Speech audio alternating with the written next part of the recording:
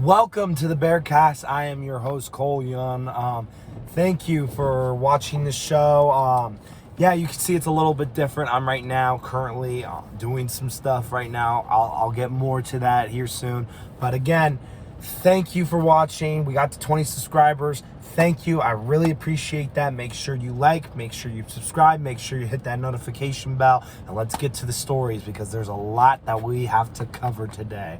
So first off, I want to mention the NFL Combine is going right now as we speak. However, I want to keep that until next week because I want to get everything into one big block and talk to you more about my reaction so far. But overall, I'm really liking what I've seen so far. Yeah, so there's that. But let's keep on continuing with NFL. So if people have not heard, there's a lot going on. There's people that are getting cut. There's people that are getting franchise tag. And if you don't know what the term franchise tag means, it basically means you're adding an extra year of your contract, but you get paid as like one of the top players in the game. So there's that, and there's also people that are going in and going out with trading. So let's talk about it. So Ladarius Sneed, the Kansas City Chiefs star defensive back, he got franchise tagged, and now the Chiefs have granted him permission to ask for a trade. And I feel like this is a big, big loss for the Kansas City Chiefs. I hope they can figure out a deal because he was, I think, besides Chris Jones, I think he was the second biggest part to that defense. Because Snead, even though he didn't get that many interceptions, he was breaking the ball up. He was in great coverage. He was doing exactly what he needed to do. And it's unfortunate because I think that he has more in the tank, and I think the Chiefs ownership is a little piggish in the sense they want to get as much revenue as they can possible. So there's that. But if he gets traded, I would like to see him. I would like to see him potentially as an Arizona Cardinal. I would also like to see him as a Houston Texan. Those are the two places I would love to see him potentially go if Kansas City decides to trade with Ladarius Sneed. But yeah, also Zach Wilson, the backup quarterback for the New York Jets, is also requesting a trade, and he is seeking permission too. That is also interesting. Zach Wilson deserves this trade. He's been hoodwinked. He's been robbed. He's gotten a raw deal from the New York Jets. I mean, like, pause, if that makes sense. But yeah, I felt like he still has some potential. I would love to see him as a Los Angeles Ram. I think that he doesn't need to start. I think his best bet is for him to take a backup job, let him cook, let him get some more experience under him because he has the time. He's got talent. It's just that he just got to figure it out. And I feel like if he went to a place like a Los Angeles Rams and got to train under Matthew Stafford, or he goes somewhere where there's another quarterback that can train him, but just it would be great. Or maybe he goes to Jacksonville and he takes a backup role. That I wouldn't mind that. That would actually be a pretty good backup role. Learning under Trevor Lawrence, that's a pretty good deal. Also, some other stuff. Valdes Scantling, the wide receiver for the Kansas City Chiefs, not Kadarius Toney, that dude. Well, he will get eventually cut. He actually got released today. Valdes Scantling, Antonio Valdes Scantling got cut today. And so that was interesting. And Kevin Beard, safety for the Philadelphia Eagles, got cut. And then also tight end for the Washington Commanders, Logan Thomas, also got cut. It's unfortunate for all those guys, especially Valdes Scantling. I think that he actually deserves a second chance. I felt like he proved himself in the Super Bowl being clutch, but I think he's gonna get signed somewhere. So it's gonna be interesting how all that goes down. But yeah, I mean, I'll keep you more updated on it. I know free agency's coming up here soon, so we'll talk more as time progresses. And also, just to mention, the Cincinnati Bengals have also franchised T. Higgins. That's also an interesting aspect to discover. I think it's a smart move by the Bengals. They want to keep their receivers. I mean, they got to do as best as they can to help Joe Burrow. And T. Higgins, in my opinion, helps them a lot. And also, Josh Jacobs, Derrick Henry and Saquon Barkley did not get franchise tag. That's going to hurt the running back market. I don't like that at all. I don't like it at all, but we'll see what happens. I've heard also Saquon Barkley is interested in joining the Texans. If Saquon joins the Houston Texans, that, in my opinion, is going to help the Houston Texans go and move up to the Super Bowl. I think they have a legitimate chance because C.J. Stroud is a bad man. That dude is probably the best Ohio State quarterback I have ever seen play. I mean, yeah, there's Justin Fields. Justin Fields is great with his legs, but if we're talking real quarterback where he can throw the ball, C.J. Stroud wins 10 times. I'll take C.J. Stroud's arm 10 times out of 10 over any Ohio State quarterback. And I say that. I say that with a proud emphasis because that dude knows how to play. He knows how to play indeed. All right, let's transition into a little bit of college basketball. So college basketball is going on. There's a lot more around. There's a lot more to talk about. There is a lot more to talk about. I mean, now March Madness is coming up here really soon. We're in the new year. We're in a new month of March, so that means it's March Madness. So we're getting close to it. So I want to keep you guys updated and be aware of next week because the conference tournaments will start. They will start whether in CAA, whether you're in the Pac-12, wherever you are, they're going to start. And so you got to be aware of it. Also, some other news is that Duke lost to Wake Forest. That was a huge loss. I know everyone's seen it because of the court storming situation. Kyle Flipowski also tweaked his ankle. That's interesting too. But overall, I think that was a huge loss for Duke. I didn't expect that. I mean, I've seen them lose to North Carolina twice. North Carolina's ain't no joke. But losing to Wake Forest, that's something to be said there. That is something to be said there. By the way, too, court storming, I think it should be legal. I mean, I don't get it why with all this debate on just, people should get arrested when they go down in the court. It should be a way of celebration. I do understand, and I actually agree, there needs to be some changes, but you should not ban court storming altogether. I think let the players do what they need to do. Shake their hands for 30 seconds. Once they're done, once the players leave, then they can go and court storm whenever they want, and they can celebrate with the team. That's how I see it. And I mean, yeah, there's also the situation with Caitlin Clark, but I also think she flopped. She flopped badly. So, I mean, it is what it is. We'll go from there. Also, Kansas they're doing the best they can, but they're inch by inch. I mean, they've had close wins against Baylor, but that's a team I would say watch for. I don't think they're going to win it all. I personally think North Carolina is going to win it all, but watch out for them because I could see a lot of people picking Kansas as the heavy favorite to win March Madness. And if that's the case, be aware because I think your expectations are going to be severely disappointed. There's also Rutgers. Rutgers defeated number 11 Wisconsin, giving them their fourth straight loss. Wisconsin's not doing too well. Something to be said there. There's also, too, Campbell versus North Carolina Wilmington. I was actually at that game. It was a really fun game. North Carolina Wilmington lost in double overtime to the Camels. Roll Humps, baby. But that is a huge loss for them. Wilmington did beat Kentucky this year. And so Campbell, we're doing good. We're doing good. And I feel like that was a huge upset. But yeah, and also the ACC, watch out for them. I feel like this year they'll win it all. Big 12, they'll always be in the reigns too. Houston's doing really, really well. UConn's doing really, really well. We'll see what happens, but it's going to be interesting. I mean, yeah, Washington, they just beat UCLA. That's also an interesting topic to talk about.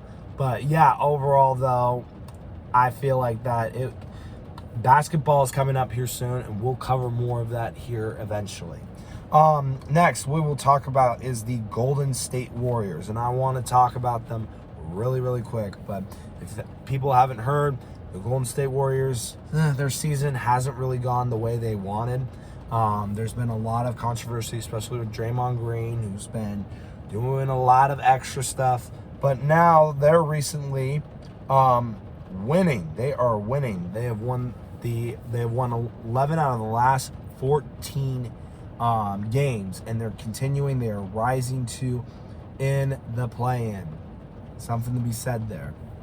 But yeah, I think they're catching on the right time. I think that Steph, even though he's been carrying that team, I think it's perfect. I think what's happening now, people haven't known, Steph Curry has gone crazy over the last month, and he has just carried that team load by load. And now it's getting to the point where Steph isn't really doing too well, but his team's picking him up for it. And now they're getting CP3, and they're getting Klay Thompson back. And so I really like that. I think it's good that this is happening. We'll see what happens. I could very well see the Warriors escaping the play-in and going to the playoffs straight up. So that would be a huge win for them. We'll see what happens too. Steve Kerr also got a 2-year max, and it's also technically going to make him the highest paid coach in the NFL. I mean, not NFL, NBA, which he deserves it. I think he's one of the best coaches since Greg Popovich. So he absolutely deserves this. I'm glad he's got it. We'll see how the West goes. Right now, it's a 3-way race between the Minnesota Timberwolves, the Denver Nuggets, and the Oklahoma City Thunder. Personally, for me, I think the Denver Nuggets are going to win the NBA Finals because Nikola Jokic is doing really well. He's the Joker. I mean, he's doing well. And Jamal Murray, I think people underrate him. I think Jamal Murray, he does more than what he needs to do as the Robin. And I think, to be honest, if you put him on a team, let's say like the Detroit Pistons, which they're absolute dog water, I think he gets them at least into a competition where a play-in spot is available. But, I think that the Nuggets, I think, will win that 1 seed. I think they'll win the finals, but it's going to be interesting. Also, watch out for the Boston Celtics. The Boston Celtics are doing really good. Tatum's having an MVP year so far. I mean, we'll see what happens on that, but Tatum's doing really well. Porzingis has been a phenomenal addition to them. Watch out for the 76ers. If Joel Embiid gets back, there's that. The Pacers are doing well. Tyrese Halliburton's having one hell of a year. He'll probably win Most Improved Player of the Year. But and also Siakam, a great addition to the Pacers. But yeah, I mean, overall, I'm liking what I'm seeing this season so far from the NBA. I know the Warriors, they got a lot to do. And I mean, you still got LeBron and the Lakers. You still got Kawhi, Paul George, Russell Westbrook, those guys at LA too, at the Clippers.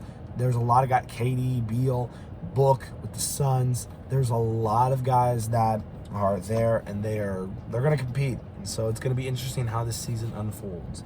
And lastly, before next week, is that former Jets receiver Nicole Hartman has just been accused of cheating. Yes, that's what I've said, cheating. And so if people haven't heard, the Jets are accusing the former receiver, he's now with the Kansas City Chiefs, that he leaked the game plan to teammates and other guys on certain teams. So like when the Jets leaked saying the Eagles were a perfect example. He leaked some of those to some of those Eagle players, which I think that is an interesting way to say it. But honestly, if it's here's my thing with all types of allegations, whether it's cheating, whether it is a football thing or whatever it may be, I always say these certain words: innocent till proven guilty. Innocent till proven guilty. And so we'll see what happens, but I will say, if this is true, this is it's very serious. I feel like this is more serious when you're like plagiarizing work. It's like, I feel like that's the sense of like, you've lost trust. If it would be an indictment towards him, and I don't think he would get another job again. But if it's not true, if I'm Nicole Hartman, I'm getting my lawyers ready, because one, that is defamation. That is the groundworks of a lawsuit. Two, I don't want any...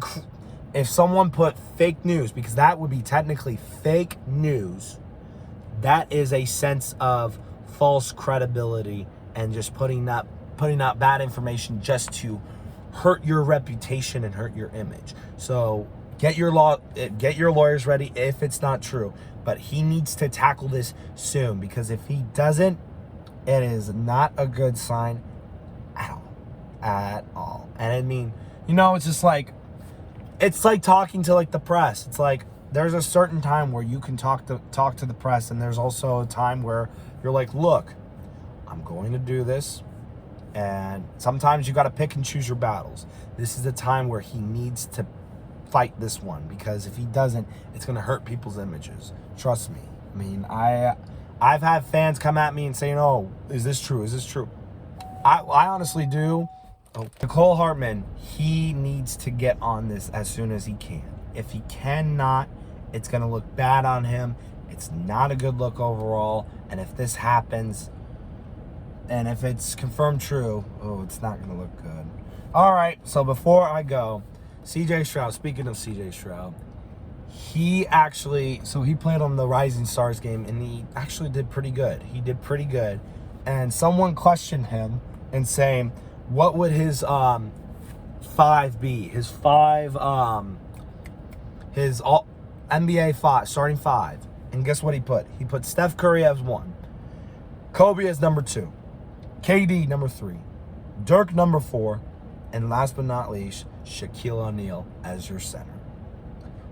I think it's a crazy list, but I will give him credit. I put Kobe in my starting lineup, and KD, that's a good choice. Steph, I would easily have him as my 6th man. And Dirk is a great stretch 4, so I hear you. But here's my starting 5. So I wanted to do this just to kind of give you guys a little fun thing. But my all-time starting 5. 1, I would have Magic Johnson. Yes, I would have Magic Johnson at the point guard. I love his game. I love how he distributes the ball. I think as a point guard, I want someone first to distribute the ball. I want someone that has the ball handling moves. I want someone that can do X, Y, and Z perfectly. And yes, he is also a bigger frame. I personally rather prefer a defensive guy over a small offensive guy, which is not, I don't think that's an indictment, but I mean, Steph Curry, his big thing is the three-pointer. That's why I want him as the 6th man. If something ain't working right, I put him in, he'll drop 30, and I'm be like, okay, you're good to go. Number 2, I would have Kobe Bean Bryant as my shooting guard. I agree with CJ on this one. I think Kobe, he has a good mentality, assassin mentality. I want dogs on my team. Kobe can set the definition of being a dog, in my opinion. 3, as my 3, I would have Michael Jordan. I know, well, Michael Jordan's a shooting guard. You should put him there. Michael Jordan can literally play all 5 positions. He is probably considered the greatest shooting guard defender of all time. He is the greatest defending shooting guard of all time. Dude could literally guard any single position if he wanted to. I'll put him at the 3, and he can also bring that dog mentality too of, this is my time, you better get away from me. At the 4 spot, I would have LeBron James. I think LeBron James is perfect as a power forward. And I mean, all these guys, I want them to have somewhat of a ball handling type of move. And so with LeBron just doing his thing, dishing it up, all that, I think he'd be perfect. I think he'd be perfect too. I mean, he's a versatility guy. I want someone that can be versatile. And LeBron is versatile. He could run the point, he could rebound, he could defend, he can dunk, he can do so many things that I think we as a society undervalue. And I think that he's perfect as a 4. And lastly but not least, at my 5 spot, it's a tie, but if I had to lean a little bit, I'm going with Kareem Abdul-Jabbar. Nikola Jokic would be my backup center. But Shaq is also in my rotation too, if that's the case. But Kareem, I want a guy as a center is just to be super lengthy and super tall. Not only Kareem he has one shot where no one could ever defend it.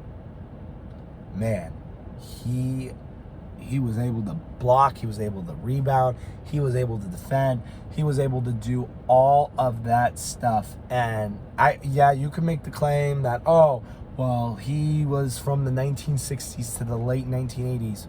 Still, the only person who's ever done somewhat of a career like Kareem is LeBron James.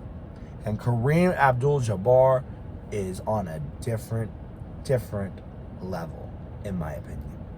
But yeah, I mean, he's also he's won multiple finals. All these guys have won finals. I want guys who can defend. I want guys who can rebound. And I want guys who can be up in your face and who can score. And I feel like those 5 guys do it. But yeah, that's what I wanted to say as a little fun thing. But yeah, you guys have a great day. Enjoy your time. If you're flying, make sure you stay safe. Stay smooth, everyone. Enjoy the rest of your week. I'll see you next week. Take care, everyone.